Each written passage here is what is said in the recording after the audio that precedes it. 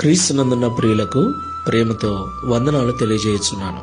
జనవరి నెల 12వ తేదీ 2025. ఈరోజు దేవుడు మనకు చేస్తున్న వాగ్దానం ఏమిటనగా, కీర్తనల గ్రంథము 21వ కీర్తన 10వ చరణం. నీకు అపాయమేమియో రాదు, ఏ తెగులును నీ గుడారమును సమీపించదు. ఆమేన్. నా ప్రియమైన సహోదరి సహోదరులారా, మనమందరం కూడా ప్రస్తుతం అంత్య దినములలో అపాయకరమైన కాలములలో జీవిస్తున్నాం. యేసుక్రీస్తు ప్రభుల వారు రెండవసారి ఈ భూమి మీదకి రాబోతున్న దినాలలో మనమున్నాం. ఈ యుగ సమాప్తికి చివరిలో మనమున్నాం. ఈ ప్రస్తుత దినాలు భయంకరమైనటువంటి తెగుళ్ల చేత, ప్రతిరోజు ఒక క్రొత్త రోగము చేత, క్రొత్త వైరస్ చేత లోకమంతా కూడా భయానకంగా మారిపోతున్నటువంటి పరిస్థితులు. ఒక పక్క కరువులు, మరొక పక్క యుద్ధాలు, మరొక పక్క తెగుళ్ళు. ఇలాంటి భయంకరమైన పరిస్థితుల్లో మనము మన కుటుంబముతో కూడా క్షేమంగా ఉండాలి అంటే దేవుని యొక్క కాపుదల కింద మనం ఉండాలి. దేవునికి మహిమ కలుగును గాక. ప్రియులారా, ఎవరైతే దేవుని చాటున నివసిస్తారో, ఎవరైతే సర్వశక్తులైన దేవుణ్ణి ఆధారం చేసుకుని జీవిస్తారో, వారికి దేవుని కంచె, దేవుని కాపుదల ఉంటుంది.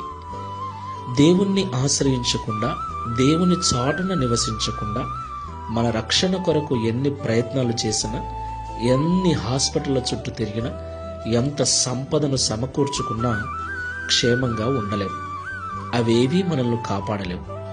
కేవలము దేవుని చాటు మాత్రమే, దేవుని నీడ మాత్రమే, దేవుని కాపుదల మాత్రమే మనల్ని సురక్షితంగా ఉంచుతుంది.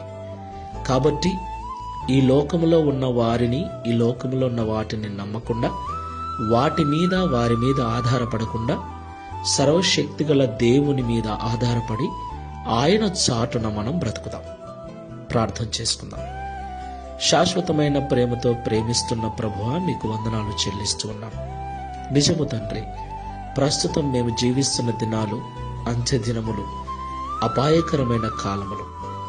చుట్టూ భయంకరమైన రోగాలు, భయంకరమైన వైరస్లు, చిన్నపిల్లలు మొదలుకొని వృద్ధుల వరకు ఏ వయసు వారిని కూడా వదిలిపెట్టకుండా, ఎంత ఆరోగ్యంగా ఉన్నా, ఎంత బలముగా ఉన్నా, ఎంత ఐశ్వర్యంలో ఉన్నా, ప్రతి వాణిని కూడా ఇబ్బందులు పెడుతూ బాధ కలిగిస్తున్నటువంటి భయంకరమైన రోగాల మధ్యన, తెగుళ్ల మధ్యన మేము బ్రతుకుతున్నాం.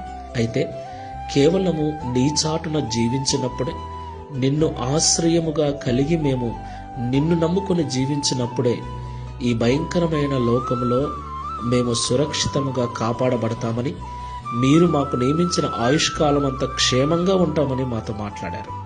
నీ చాటున కాకుండా మరి దేని చాటున బ్రతికినా, ఎవరి చాటున బ్రతికినా మాకంత సురక్షితము ఉండదని మాతో మాట్లాడారు. ప్రభువా, డబ్బును ఆశ్రయించి, పదవులను ఆశ్రయించి, లోకములో మరి దేనినో ఆశ్రయించి నేను సురక్షితంగా ఉంటానని భ్రమపడుతున్న వారిని జ్ఞాపకం చేసుకుని, ఈ మాటల ద్వారా వారి మనస్సును మార్చి, నిజంగా వాటన్నిటి మీద నుండి మనసు తొలగించుకొని, సర్వశక్తిగల దేవుడవైన నీ మీద మనసు పెట్టుకుని జీవించుటకు, నీ చాటున బ్రతుకుటకు సహాయం చేయమని, తద్వారా ఈ దిన వాగ్దానమును మా అందరి జీవితంలో నెరవేర్చి మహిమను పొందుమని యేసుక్రీస్తు వారి నామములో ప్రార్థిస్తున్నాము తండ్రి. Amen. Praise the lord. God bless you.